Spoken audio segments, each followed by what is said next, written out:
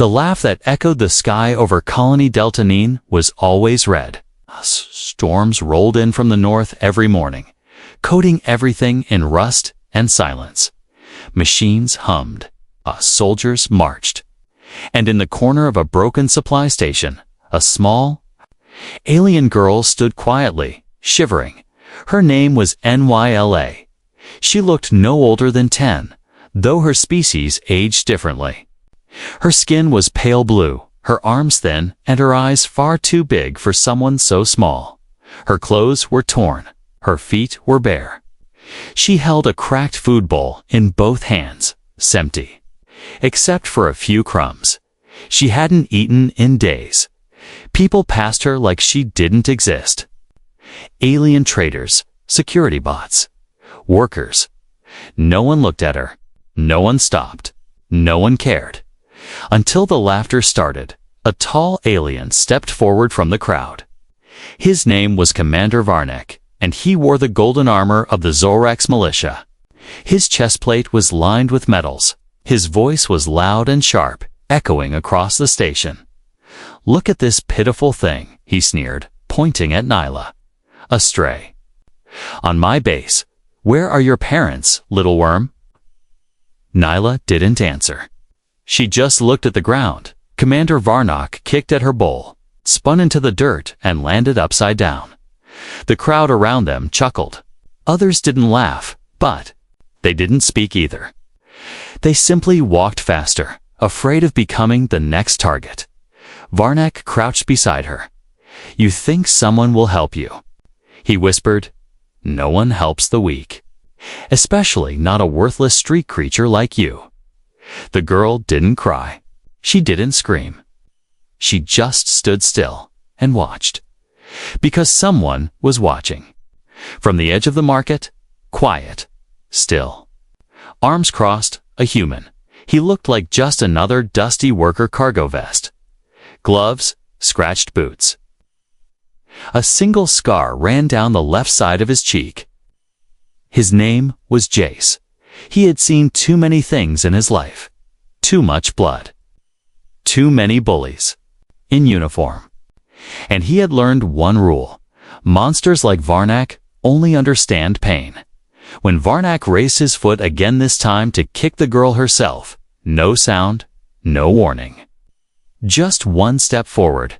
His hand caught Varnak's boot in midair. The entire square went silent. Varnak froze. What the Jace's voice was calm, quiet, almost soft. "Pick it up." "What?" Varnak asked, looking down. "The bowl," Jace said again. "Pick it up. Apologize." The crowd shifted nervously. No one touched a commander. No one dared. "Do you know who I am?" Varnak hissed. "Yes," Jace replied, his grip tightening. "You're a coward who picks on hungry girls. I've met your kind before." Varnak growled and tried to jerk his leg back, but he couldn't. Jace didn't let go. The pressure increased. Bones began to crack. "I said," Jace repeated, "pick it up." For a second, it looked like Varnak might fight. But then he saw Jace's eyes, dark, steady, and filled with something worse than anger, cold fury. He backed away, fast, limping, face red with shame. Jace bent down, topped the bowl, and brushed off the dirt. Then he handed it to the girl. "Eat," he said. "I'll get you something." The girl looked at him like he was a ghost. Then she slowly nodded. As Jace walked toward the food vendor, he could feel every eye on him. Some were afraid. Some were curious. A few were impressed. Varnak was gone. The storm rolled in, stronger now. Red dust curled around his boots as he bought a packet of warm synth bread and a sealed bottle of nutrient water. When he returned, the girl hadn't moved. He knelt and placed the food in front of her. "It's okay. It's clean." Still, she hesitated. "Why?" she asked, her voice barely a whisper. Jace looked at her for a long moment. "Because no one helped me either," he said. "A long time ago." She took the bread slowly and ate in silence. Jace didn't speak again.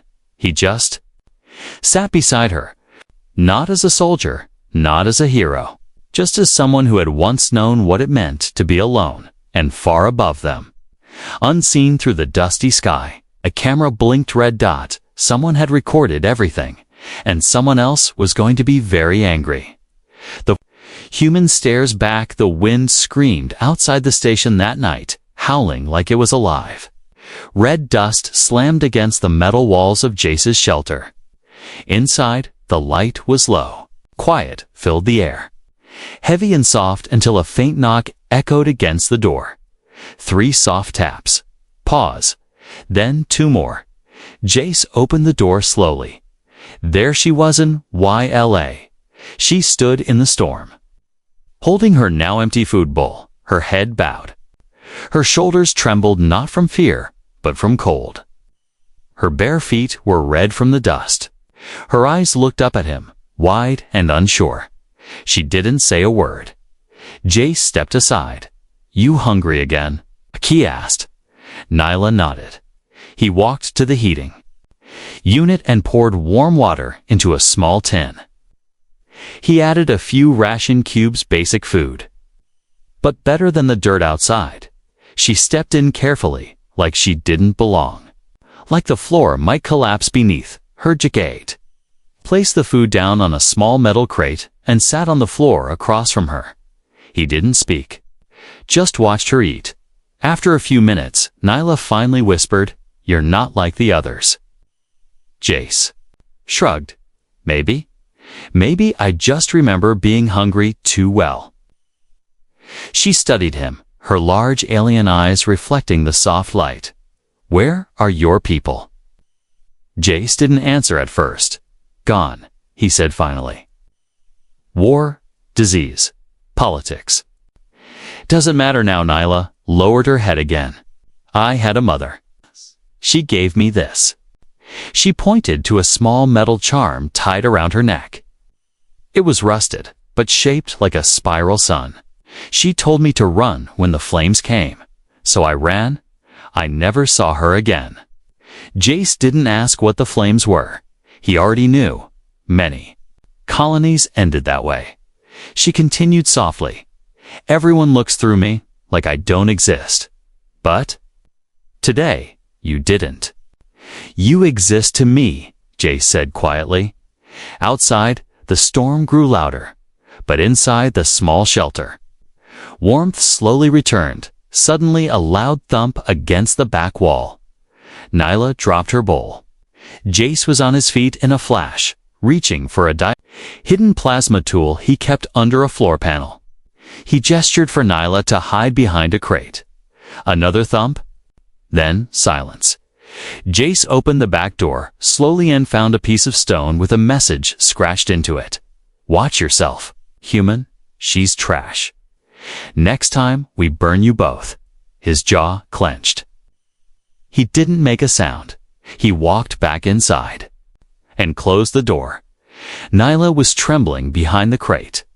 "They'll come back," she said. "They always do." "Let them," Jace said coldly. "I'm not the one who should be afraid." She peeked out at him. "You're not scared?" Jace sat down slowly. "You know what fear smells like?" She nodded. "Then next time, when they come," he said, "remember this. They're more afraid of me than I'll ever be of them." The words hung in the air. It wasn't just comfort. It was a promise, a warning, and a truth. The next morning, news spread across the lower district like wildfire. Someone had uploaded the market footage to the colony's local net, a clear video of Commander Varnak getting humiliated by a human nobody. Views exploded. Comments were divided. Some were outraged, disrespect to the chain of command. Others quietly celebrated. Finally, someone stood up for the voiceless. But one thing was clear. The human wasn't invisible anymore. Jace didn't care about tension, but Varnak did. He watched the footage over and over in his office, fists clenched, eyes full of rage. His underlings stood silent, afraid to speak. He made a fool of me. In front of everyone, Varnak growled. And for what? A weak little alien rodent. Sir, said one officer, we could arrange a reminder. Something public, quiet, permanent. Varnak turned slowly and nodded. Make it hurt. Back at the shelter, Nyla helped clean the floor with a soft cloth. She worked carefully, wanting to be useful. Jace watched her for a moment, then asked, What do you want to be? She looked up, confused. What do you mean? When you're older? If you could choose. She blinked, then smiled softly. I want to be someone others are afraid to hurt. Jace's heart twisted at those words. He stood and handed her something, an old datapad with a learning program. Then let's start with this. Knowledge is the first armor. She hugged it close like it was treasure, but peace never lasts. Long in places like Delta-9 and far down in the lower alleys, a fire had already been lit. The quiet bond the next few days passed slowly on Colony Delta-9. The dust storms softened. Trade resumed. The workers moved like machines. But in Jace's small metal shelter, something rare began to grow. Trust. Every morning, Jace shared his food with Nyla. She would wake before him, sweep the dusty floor, and heat water. She never spoke much, but her eyes began to carry a flicker of warmth, a glow Jace hadn't seen in anyone for years.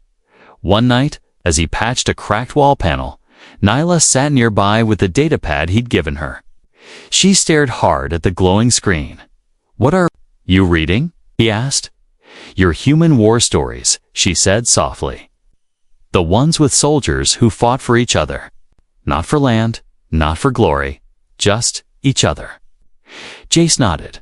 They were strong, she added, but not because of their weapons. He smiled faintly. No, because they protected the weak. Nyla looked up. Am I weak? Jace didn't answer right away. He put down his tools and sat beside her. You survived more than most ever will, he said. You're not weak. You're untrained. That's different. Her small fingers tightened around the pad. Can you train me? Jace looked at her seriously. It's not just fighting. It's knowing when not to fight. She nodded. I want to learn both? That moment changed something, not just for Nyla, but for Jace, that evening. As the sky turned purple, Jace took her outside to a quiet stretch of sand near the old mining rigs. He handed her a wooden stick. First lesson, he said, balance. Nyla blinked. That's it. Without balance, you fall. And if you fall, you can't protect anyone. She practiced standing on one leg. She wobbled, fell, and laughed a real laugh. Jace chuckled too, surprised by how light it made the air feel. That night, she slept peacefully. But the peace wouldn't last in the underground command chamber. Varnak stood before 3 soldiers. Their faces were covered, eyes cold, hearts colder. His name is Jace Varnak, growled, throwing a file on the table. Ex-military, dishonorably discharged. He's living in Sector 12. One of the masked soldiers flipped through the file. You want us to remove him. Not just him, Varnak hissed. The alien brat, too. Make it look like gang violence. Leave a mark. He leaned forward. Make sure he suffers. The next day began like any other. Jace repaired an old solar panel while Nyla practiced stance drills outside. She took her training seriously now. Every motion precise. Her stick cut through air with growing speed. She didn't know they were being watched. 2 shadows moved silently between buildings. The third waited by the food vendor. Jace noticed first. A flicker in the reflection. A shape where it shouldn't be. His instincts screamed. He turned fast, too late. Smoke grenade. Boom. Thick gray gas filled the area. Nyla screamed. Jace dropped the tool and ran through the smoke. Shadows danced around him fast. Trained, he grabbed Nyla. Pulling her behind him, one attacker lunged from the left. Jace blocked with his forearm and slammed the man's head into the metal wall. Another came from behind. Jace rolled, protecting Nyla with his body, but a third attacker reached her, grabbed her by the arm. She bit him hard, drawing blood, but he lifted her anyway. Let her go. Jace roared, charging forward. A flash, a shock stick hit his side. Electric pain surged through his body. He dropped Nyla, screamed again.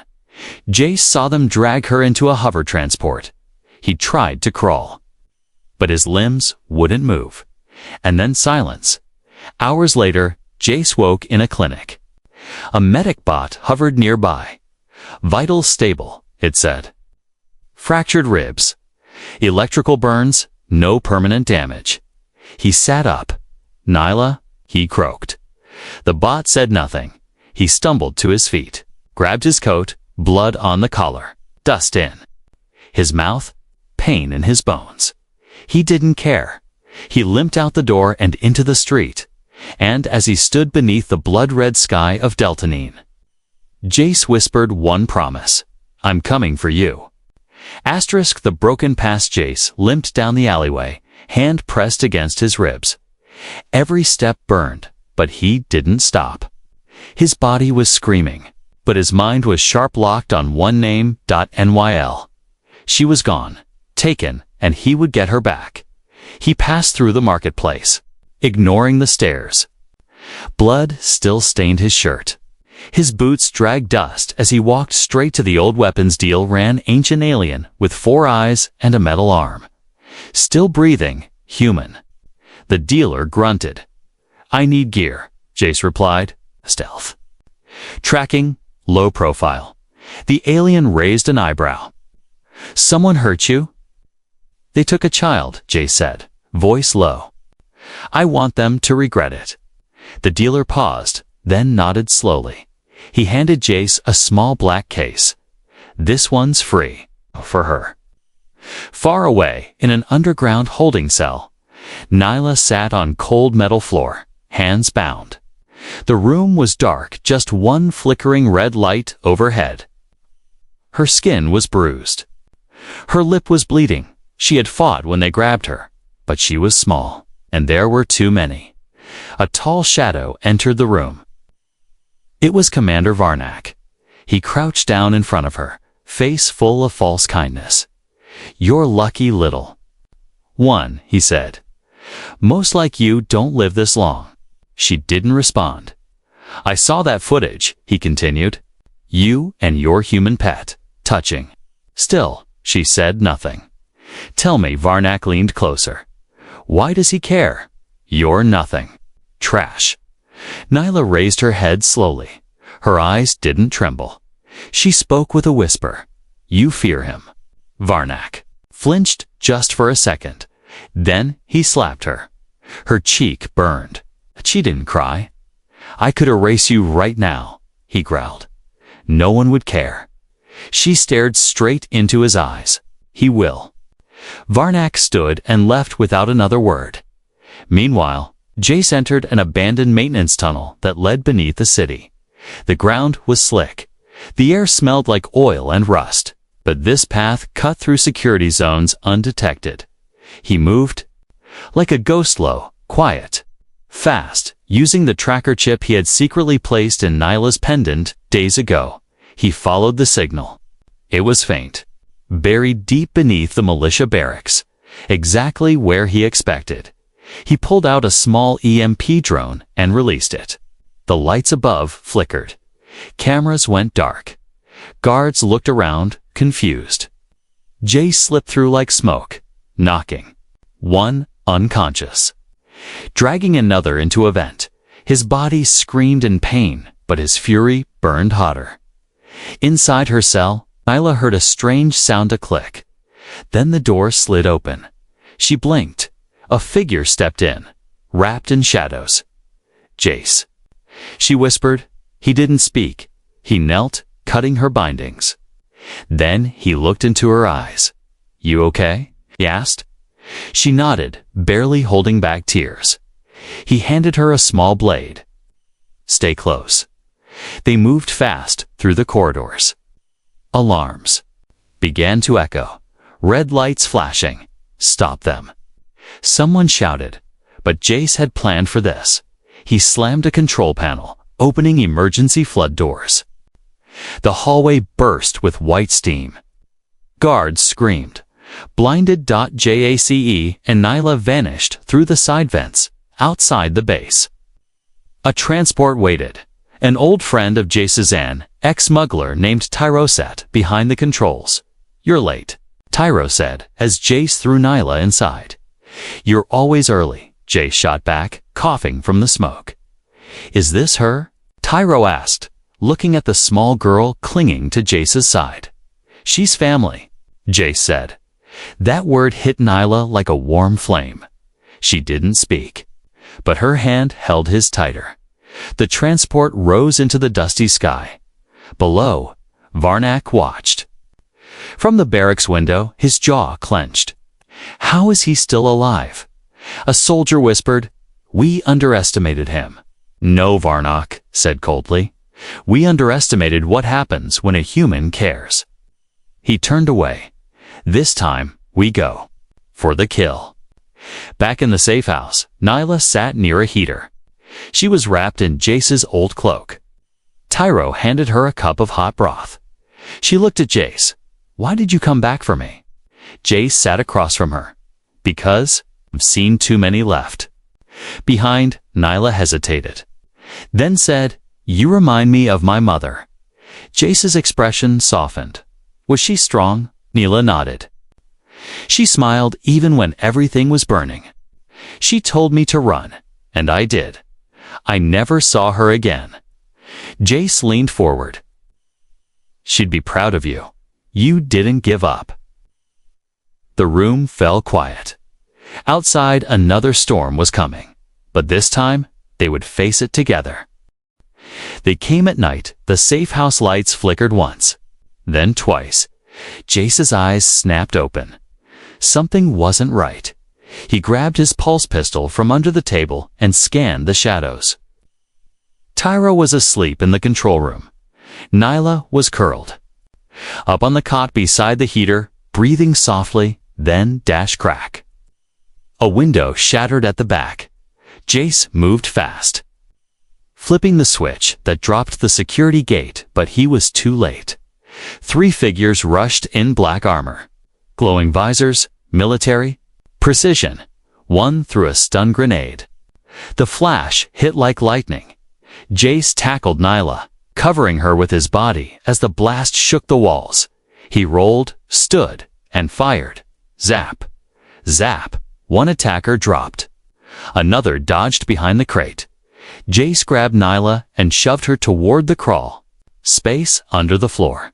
Go now, but no arguing. Get in and don't make a sound. She disappeared into the shadows, eyes wide with fear. The attackers regrouped. One of them shouted, "Commander Varnak sends his regards." Jace gritted his teeth. "So do I." He pulled a smoke charge from his belt and tossed it toward the ceiling. The room exploded with gray haze. Chaos. He moved like a shadow. Low to the ground, striking with speed and fury. A boot hit his chest. He stumbled back. A fist slammed into his ribs. He dropped to one knee. But then he rose again, eyes full of fire. He was bleeding, breathing hard. But he didn't stop. He never stopped. Meanwhile, under the floor, Nyla crawled forward, heart pounding. She held the small blade Jace had given her. She could hear grunts, fighting, crashes, and then silence. Her breath caught. Then, footsteps. She held her breath, praying it was Jace. But the hatch was torn open, and a hand reached in, yanking her out. She screamed. The soldier raised a shock baton. Suddenly, dash, crack. A chair shattered over his head.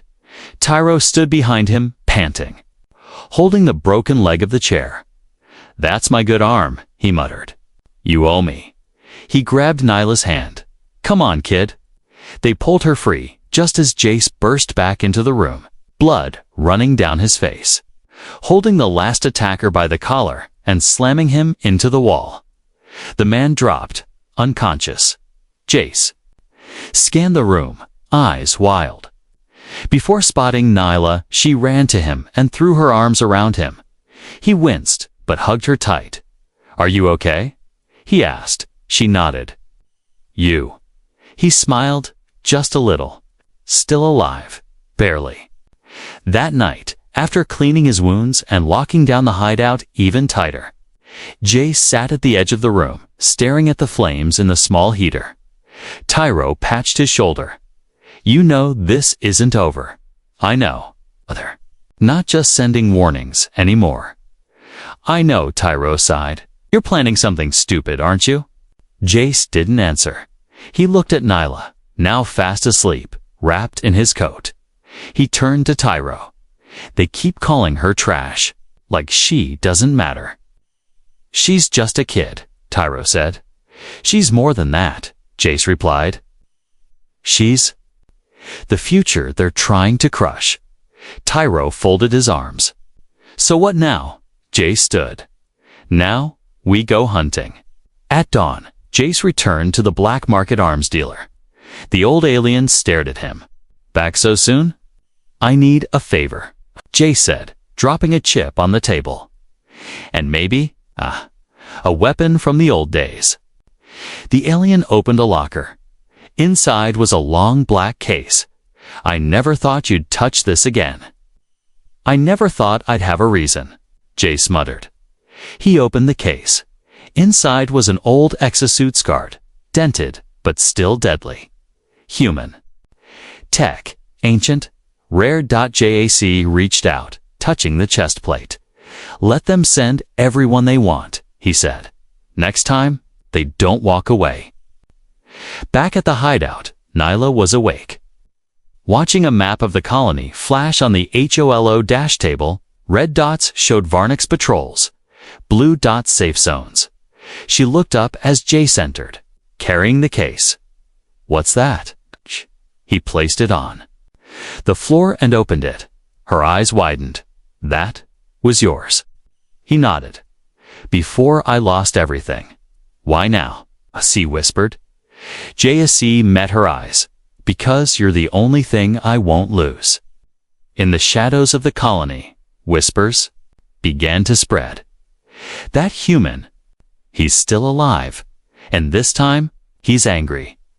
Asterisk, a fury unleash, the armor hissed as it sealed shut. Old metal, heavy and black, fused across Jace's arms and legs. The helmet clicked into place with a low hum. Blue light flickered in his eyes. Every movement triggered the suit's long-forgotten systems. Tyro watched from across the room, jaw clenched. "You sure you can still move in that thing?" Jace flexed his hands. "I'm not the same man who wore it before." "Good," Tyro said, "because the man who wore it before nearly leveled a fortress." Jace loaded his pulse rifle, checked the charges, and looked toward the door. "That's the plan." In a secret training room, Nyla stood holding her wooden practice stick. She wasn't playing anymore. Her stance was steady, her breathing calm. The datapad floated beside her, showing stances and timing. She turned as Jace stepped in, fully armored. Her eyes widened. "You look like a monster." He knelt down beside her. "That's the point. You're going after him. I'm going to end this." She looked down, unsure. "What if you don't?" "Come back." Jace placed a hand on her shoulder. "I will." He hesitated, then handed her a small square device. "If I don't, you press this. It sends Tyro and you far away, off-world." She shook her head. "I won't leave. You might have to." She hugged him suddenly, her small arms wrapped tight around. "The cold armor, I'll be waiting," she whispered. Jace stood, turned, and walked into the storm. Commander Varnock stood in front of a group of new militia recruits. He paced confidently, hands behind his back, voice booming. "You're the future of this colony," he said.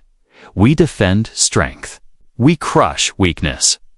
Behind him, a massive video screen showed the face of a wanted Mangus. Varnak sneered. "This human is finished. He's nothing. A relic." Suddenly, the lights went out. Every screen died, and a cold voice echoed from the dark. "Relic. Let me show you what old humans can still do." Boom. The wall exploded inward. Metal, flue, dust filled the air. Jace stepped through the smoke in full combat gear, glowing with blue energy topic. Screams, recruits scattered. Guards opened fire. To slow Jayak moved like a storm. His suit absorbed the shots. His fists knocked down armored soldiers like paper dolls. He fired once, sending shockwaves through the room. Varnak grabbed a rifle, eyes wide. Jace walked toward him, fire in every step. "Still feel powerful?" he asked. Varnak backed away. "You'll die here, human." "No," Jace said. "But you might." They clashed metal against metal. Blows shook the ground. Sparks flew. Varnak roared and slashed with his electrified blade. Jace caught it mid-swing and crushed it in his fist. Then he grabbed Varnak by the collar and slammed him into the wall. "Her name," Jace said, "is Nyla." "She's nothing," Varnak spat. "A stray. Trash." Jace didn't flinch. He pulled Varnak closer. "She means more than you ever will." Then he dropped him. Not dead, but broken. Varnak collapsed, gasping, coughing blood. Jace turned to the recruits watching, frozen with fear. He pointed at them. "This is your last chance," he said. "You keep hurting the weak hand, I'll be back." No one moved. No one spoke. They just nodded, because now they understood humans protect their own. And when they do, nothing survives their fury. Back at the safe house, Nyla sat alone in the quiet every tick of the clock made. Her chest tighter. She stared at the door, waiting, praying. Then, footsteps. She rushed to open it, and there he stood, armor cracked, blood on his face, but still standing. Nyla ran forward and threw her arms around him. "You came back. I told you I would." She pulled away, tears in her eyes. "Is it over?" Jace looked up at the red sky above Delta 9. "No, but they'll think twice before touching you again." Later that night, Tyro patched him up again. "You're a mess," Tyro said, "but you made history today." "Not for history," Jace replied. "For her." He looked over at Nyla, curled up by the heater, sleeping peacefully for the first time in weeks. Jace smiled faintly. That was worth every bruise. And far beyond the stars, in command posts and fleet stations, reports spread. A human on Deltanine faced down a Militian one. He fought not for power, not for profit. He fought for an alien girl no one else would protect. And across those stars, a single warning echoed. Don't anger the humans, not when they care. The new voice, the sun rose slowly over Colony Delta-9. For the first time in weeks, there was no smoke in the air. No explosions, no gunfire. Just the wind soft and calm blowing across the rusty rooftops. Inside the safe house, Nyla stood at the mirror, brushing the dust from her dress. Her wounds had healed, mostly. But something deeper inside her had changed. She no longer looked like a frightened girl. She looked like someone who had survived. Jace leaned against the doorframe. Arms crossed. "You look stronger," he said. Nyla smiled. "Because I had a teacher?" He nodded once. "You earned it." There was silence between them, but a peaceful kind. Then Tyro entered, holding a datapad. "News just broke," he said. "Varnak's been stripped of command, sent back to Central Command for revaluation. His entire unit is being dissolved. Jace raised an eyebrow. That fast? Tyro grinned. Guess the brass doesn't. Like losing to one man in outdated armor. Jace chuckled softly. Serves them right. But Nyla looked up. What about the other children? The ones like me? Still on the streets. Jace and Tyro fell silent. She stood straighter. Stay. Deserve more. A week later, a crowd gathered in the old trade square. It was the same place where Nyla had once stood hungry. Trembling, invisible. Now she stood on a platform, speaking into a worn microphone. Her voice was soft, but it carried strength.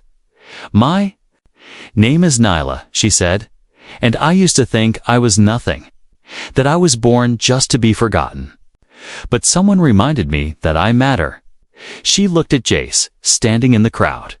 And so do all of you. The children on the streets.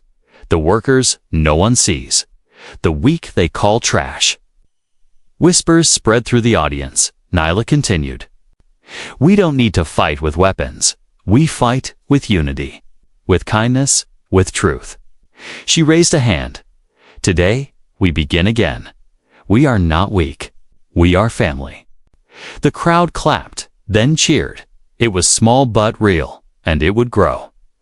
That evening, Jace and Tyro sat on the rooftop, watching the stars. She surprised me, Tyro said.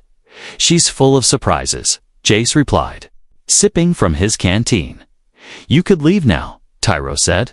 Go anywhere. You earned it. Jace nodded slowly. Maybe, he said, but I think I'll stay a while longer. You're building something. No, Jace said, looking down at Nyla, playing with a group of young alien kids. She is. Weeks turned into months. The colony began to change. Nyla, now a symbol of courage, helped form a shelter for abandoned alien children. Volunteers came. Workers donated. Old fighters returned to help. Jace trained them in secret teaching discipline, not violence. The small shelter became a community, and the community became a movement. Soon, other colonies began asking, who? Is this girl who speaks for the forgotten? They received a simple answer. She's the one a human fought for. And now, she fights for others. One night, as the fire crackled in the corner of the safe house, Nyla sat beside Jace. Do you ever miss your old life? She asked. Jace stared into the flame. Sometimes. Would you go back if you could? He looked at her, then smiled. I already did. She tilted her head. When I was a soldier, he said, I fought for orders, for medals, for pride. I lost everything. He placed a hand gently on her shoulder. But now, I fight for you. And that brought me back to life. Nyla's eyes shimmered with quiet emotion. You saved me, she whispered. You saved me first. Jace replied. And far across the galaxy, the story of a forgotten alien girl and the human who refused to. Let her be broken, spread from system to system, not as a tale of war, but of hope, of one human's fury, and one child's voice, together. They taught a cruel world something it had forgotten. The smallest life can awaken the greatest strength. And when a human chooses to protect, even fear must kneel.